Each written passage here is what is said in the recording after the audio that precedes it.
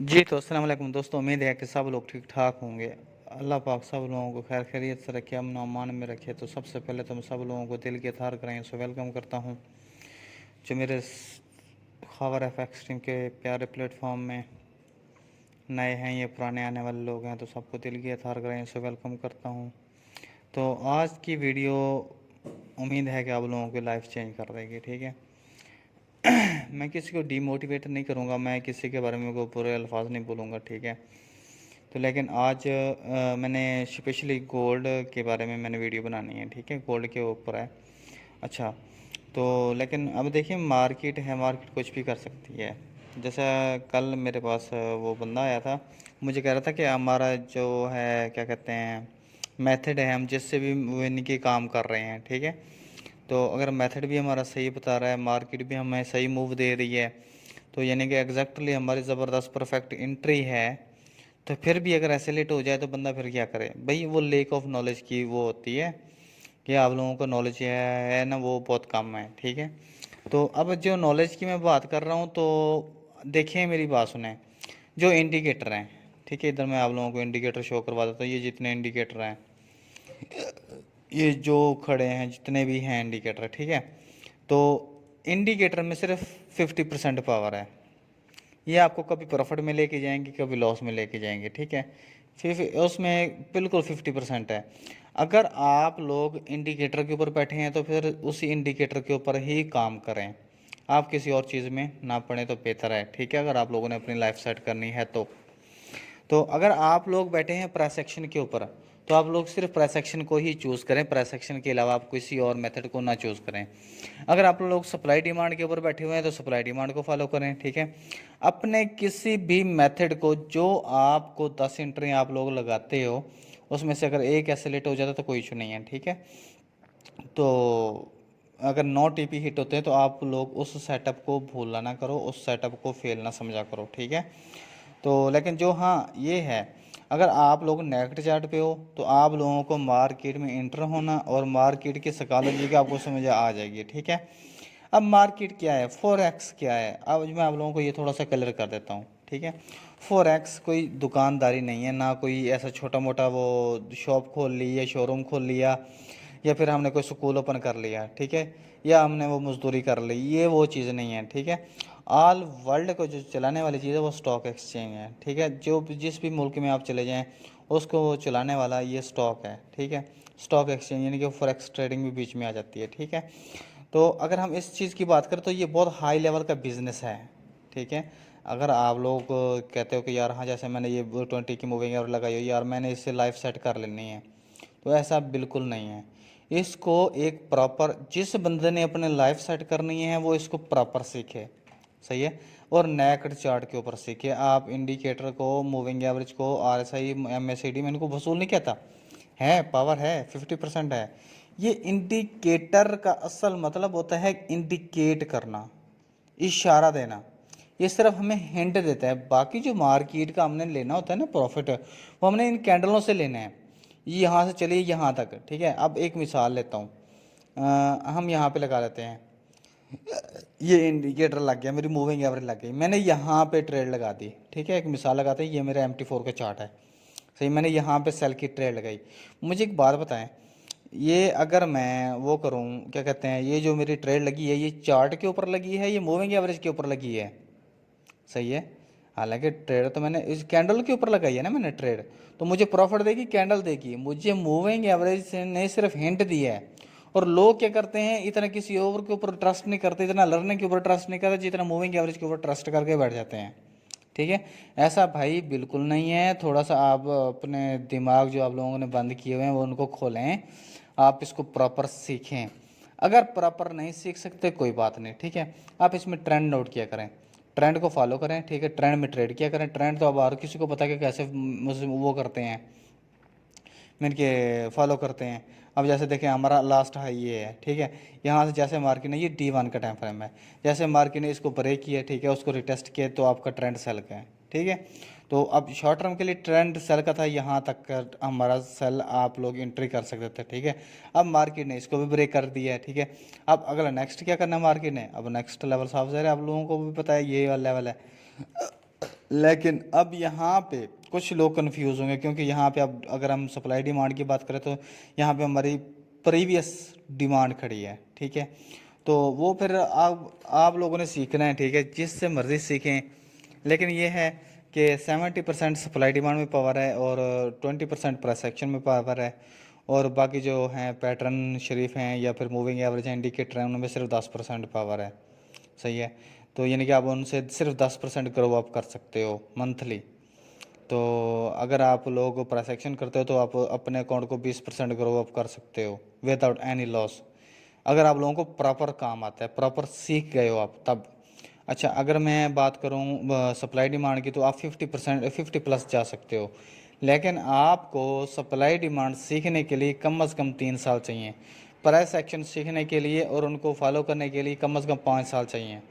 अगर आप लोग इंडिकेटर और मूविंग एवरेज के ट्रेडर हो या पैटर्न के ट्रेडर हो तो उनके लिए भी आपको 4 से 5 साल लग जाएंगे। अगर आप लोग प्रॉपर इस बिज़नेस में काम करना चाहते हैं तो ये 2-4 दिन का, 1 साल का, ये 2 साल का प्रॉफिट, ये प्रॉफिट नहीं होता। प्रॉफिट वो होता है कि जो बंदे की ज़िंदगी सुधार दे, ज़िंदगी सेट कर दे। अब मोस्टली हम आप अगर चेक करते हैं तो 90% अवाम लॉस कर रही है, ठीक है। अब बात गौर से सुनने वाली है, 90% अवाम लॉस कर रही है। अब 7% अवाम वो है जो लोगों के अकाउंट में प्रॉफिट कर रही है, जिन लोगों ने प्रॉपर सीखा हुआ है, ठीक है। और अब 3% बाकी अवाम है। 3% वो अवाम है जो भाई अपने ज़ाती अकाउंट बना के वो किसी को शो भी नहीं करवाती कि हम ट्रेड कर रहे हैं, ठीक है। 3% अवाम हिडन रह के अपना प्रॉफिट कर रही है, और ओरिजिनल अवाम वही है जो हिडन रह के प्रॉफिट कर रही है। तो चलें, छोड़ें। अब उम्मीद है कि आप लोगों को ये बातें अच्छी लगी होंगी। तो चलते हैं हम ना थोड़ा इसकी तरफ, क्या कहते हैं, एनालिसिस की तरफ। तो अगर मैं इसकी बात करता हूँ, क्या कहते हैं, DXY की, डॉलर इंडेक्स की, तो डॉलर इंडेक्स यहाँ तक जाएगा, ठीक है। ये D1 की मूव है, यहाँ तक जाएगा। मैं इसकी वजूहत भी बताऊँगा, ठीक है, टेंशन ना लें आप लोग। अभी ये तो मैं D1 में कर रहा हूँ ना, ट्रेंड के साथ कर रहा हूँ, ये ट्रेंड के मुताबिक हमारा ये लेवल है, ठीक है। अगर हम इसको H4 में कन्वर्ट करते हैं, अब ज़रा H4 की मूव देखिएगा। ये मैंने RSI लगाई है। अगर RSI आप लोग चेक करो तो ये तो डाइवर्जेंस बना हुआ है, चेक कर सकते हैं आप लोग, ये देखें, सही है, ऐसे है। और ये देखें, यानी कि RSI में बता रही है कि मार्केट ने ऊपर जाना है, मार्केट ऊपर नीचे लेके आ रही है, लेकिन RSI ने पिछला 30 लेवल के ऊपर ही आई है। अब इसके बाद जो डाइवर्जेंस का दूसरा रूल होता है, वो trend line, exponential trend line break करती है, उसने वो ट्रेंड लाइन ब्रेक कर दी है, ठीक है। एक्सपोनेंशियल ट्रेंड लाइन होती है वो उसने ब्रेक करनी होती है, लेकिन जो इसकी मेजर वो जो डाइवर्जेंस का रूल होता है वो ये ट्रेंड लाइन ब्रेक करे, ठीक है। तो लेकिन हम एक्सपोनेंशियल ट्रेंड लाइन की बात कर रहे हैं तो उसको ये ब्रेक करनी थी, वो ब्रेक कर दी है, ठीक है। और उसने अपनी एक डिमांड क्रिएट करके उसको रिटेस्ट भी कर लिया है। तो अब इसका नेक्स्ट टारगेट जो है वो हमारा ये वाला है, 91.500 इसका टारगेट है, ठीक है। तो जैसे अब ये डॉलर इंडेक्स बाय होगा, अब बात गौर करने वाली, डॉलर इंडेक्स बाय हो रहा है तो गोल्ड ने साफ ज़्यादा डाउन होना है। अब गोल्ड के बारे में अगर हम बात करें तो गोल्ड को भैया आप लोग चेक कर सकते हैं, इसको हम D1 में देखेंगे। देखें, अब हमारा जो रिवर्सल पॉइंट है, अब मैं ज़रा इसको लाइन बार चार्ट में लेके आता हूँ। ये हमारा यहाँ से ट्रेंड बैक हुआ था, ठीक है, 1745 एरिया हमारा ट्रेंड का बैक होना है। अगर आप लोग चेक करें तो ट्रेंड जो बैक हुआ है तो उसको अभी तक रिटेस्ट नहीं किया, और ऊपर जाके मार्केट ने अपनी उसकी सप्लाई की रिस्पेक्ट की है, ठीक है। और अपने सप्लाई की रिस्पेक्ट करके और उसने अपने ट्रेंड को फॉलो करना है, ट्रेंड को रिटेस्ट करना है, ठीक है। अब इसलिए गोल्ड को यहाँ तक आना चाहिए। अब यहाँ से फिर बाय उठेगा, फिर हम इसकी पीछे जो सप्लाई है वो ढूंढेंगे। इसकी छोटी सी CP जो खड़ी है, जो कंटिन्यू पैटर्न की निशानी है, वो ये वाली खड़ी है। और अगर हम सप्लाई की बात करें तो वो हमारा ये खड़ी है, ठीक है। यानी कि 1950, 1940, 1920, 1905, या मैं अगर आप लोगों को ये इनको शो करता हूँ तो ये वाला लेवल है 1910। तो दूसरा लेवल जो मैं शो करूँगा 1920-23, और जो ऊपर वाली जो हमारे सप्लाई की बात करें 1942, और यहाँ अगर हम इसकी बात करें 1954-50, यानी कि राउंड बॉडी यही बनता है। अब यहाँ से हम इसको बाय करेंगे, ठीक है। हम अभी नो सेल भी हम नहीं कर सकते, अगर रूल के मुताबिक देखा जाए तो हम सेल भी नहीं कर सकते। तो हम इसको यहाँ से बाय करेंगे। अगर इस लेवल को टच करती है तब हम बाय करेंगे। इसका एक दूसरा रुख भी है, दूसरा फंडा है, अगर इसका हाई ब्रेक करती है और अच्छी एक बुलिश कैंडल के साथ अगर ब्रेक करती है तो फिर हम इसको बाय करेंगे। अगर हम इसको छोटे टाइम फ्रेम में कन्वर्ट करते हैं, अब छोटे टाइम फ्रेम में भी कन्वर्ट करके देखना है, हमें मूव सेम होनी चाहिए।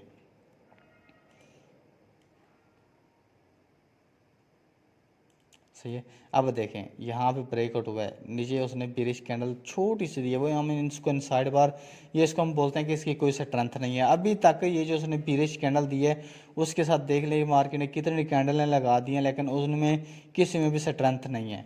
सही है।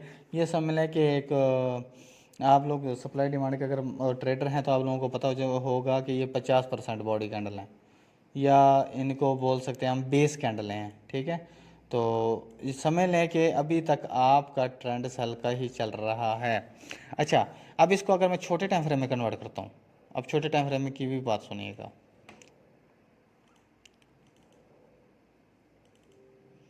देखें, अब हमें चाहिए होते हैं 3 पॉइंट जो स्ट्रांग हो, जहाँ से मार्केट ब्रेक करे, ये हमारे बनते हैं।